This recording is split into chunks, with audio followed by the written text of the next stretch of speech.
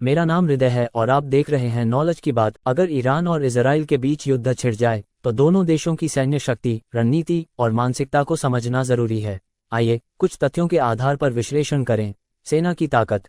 Israel की सेना तकनीकी रूप से अत्यधिक उन्नत मानी जाती है, खासकर उनकी वायुसेना। उनके पास दुनिया के बेहतरीन फाइटर जेट्स, मिसाइल रक्षा प्रणाली जैसे आयरन डोम और परमाणु हथियार क्षमता भी है। इजराइल की अनुमानित सैन्य शक्ति लगभग 1,70,000 सक्रिय सैनिकों की है।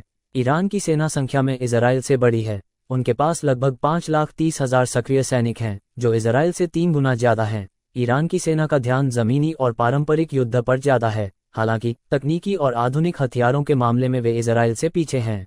वायु और समुद्री ताकत।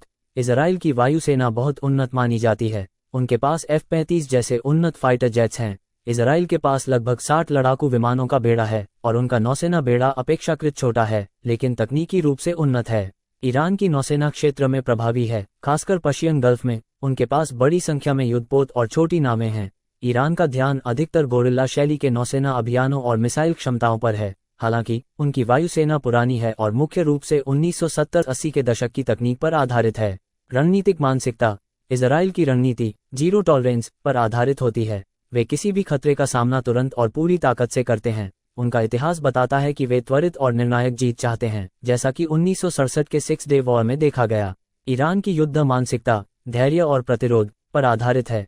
ईरान लंबे समय तक चलने वाले युद्धों में विरोधी को थकाने की कोशिश करता है। वे कई प्रॉक्सी मिलिटेंट ग्रुप्स का उपयोग करते हैं, जैसे कि हिजबुल्लाह, जो प्रत्यक्ष टकराव के बजाय क्षेत्रीय दबाव बढ़ाने के लिए काम करते हैं। परमाणु ताकत। इजराइल को माना जाता है कि उसके पास परमाणु हथियार हैं, हालांकि उन्होंने इसे कभी आधिकारिक रूप से स्वीकार नहीं किया है। यदि युद्ध का स्तर परमाणु हमलों तक पहुंचता है तो इजराइल की रणनीतिक बढ़त हो सकती है।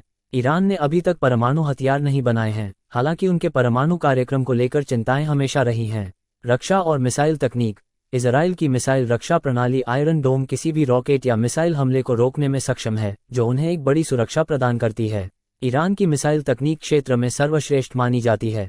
वे बैलिस्टिक मिसाइलों के बड़े भंडार के लिए जाने जाते हैं, जिनसे वे क्षेत्रीय दुश्मनों को निशाना बना सकते हैं। ईरान के इजराइल पर हमला के बाद इजराइल की पहली प्रतिक्रिया त्वरित और पूरी ताकत के साथ जवाबी हमला करने की होगी, क्योंकि उनकी नीति जीरो टॉलरेंस पर आधारित है। इजराइल अपनी उन्नत वायुसेना और मिसाइल रक्षा प्रणाली, विशेष रूप से आयरन डोम, का इस्तेमाल करेगा, जो रॉकेट और मिसाइल हमलों को रोकने में सक्षम है। इजराइल के पास परमाणु हथियार भी हैं, और अगर संघर्ष गंभीर हो जाता है तो वे इस क्षमता का इस्तेमाल करने पर विचार कर सकते हैं।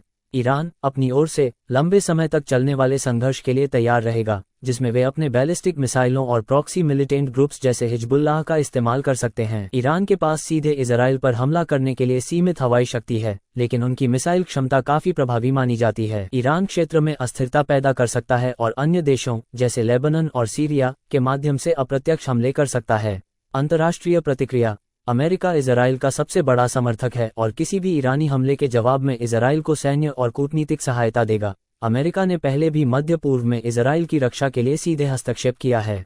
रूस और चीन का रुख ईरान के प्रति अधिक सहानुभूतिपूर्ण हो सकता है। रूस और ईरान के बीच कूटनीतिक और सैन्य सहयोग मजबूत है, खासकर सीरिया में। हालांकि रूस सीधा सैन्य हस्तक्षेप शायद न करे, लेकिन हथियारों और कूटनीतिक सहायता की संभावना है। यूरोपीय संघ इस मामले में विभाजित हो सकता है। कुछ देश इजराइल के साथ और कुछ ईरान के साथ कूटनीतिक संबंध बनाए रख सकते हैं, लेकिन सीधा सैन्य हस्तक्षेप कम संभावना है। ऐसी और नॉलेज की बात के लिए कृपया सब्सक्राइब, लाइक और शेयर जरूर करें।